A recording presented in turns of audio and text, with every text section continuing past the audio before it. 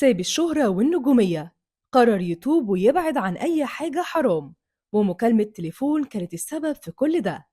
مصور المشاهير والأفراح مكي قال إنه مش هيصور أي حاجة تاني، والسبب في كل ده كان غريب.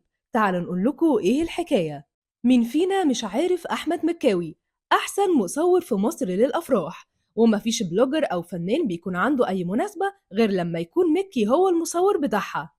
ولدرجة إن في ناس كانت بتقول إنه الأجر بتاعه ممكن يوصل ل50,000 جنيه وأكتر. لكن كل الكلام ده ما كانش فارق مع أحمد، وكان شايف إنه بعيد عن ربنا وعايز يقرب منه بأي شكل.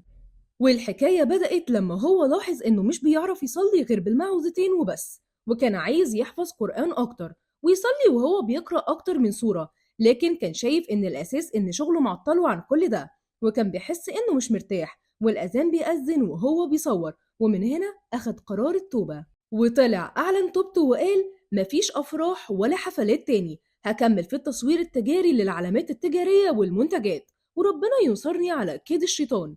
أنا كنت شايف تصوير الأفراح بمسمى تاني، زي إنك بتعمل عمل عظيم وبتشجع الشباب يتجوز، وكنت فاكر إني بعمل الفيديوهات بشكل تحفة، والشيطان أقنعني من الباب ده. وكمل كلامه وقال الحمد لله الذي هدانا وخلانا نشوف الحق ورزقنا أتباعه، ونشوف الباطل نهائيا بلا رجعة فيه. زي ما في حسنات جارية في سيئات جارية، وربنا هداني وخلاني أشوف السيئات الجارية بسبب فيديوهاتي، واللي خلاني أقرب قوي من ربنا واتخذ قراري هو الصلاة. أنا كنت بصلي بالمعوذتين بس، دلوقتي بقيت أحفظ جزء عامة علشان أنوع في الصلاة، ولو ما صليتش أقعد أهرش في نفسي ومش مرتاح. اتمنيت في الوقت اللي أسيب فيه تصوير الأفراح أشتغل في حاجة ترضي ربنا.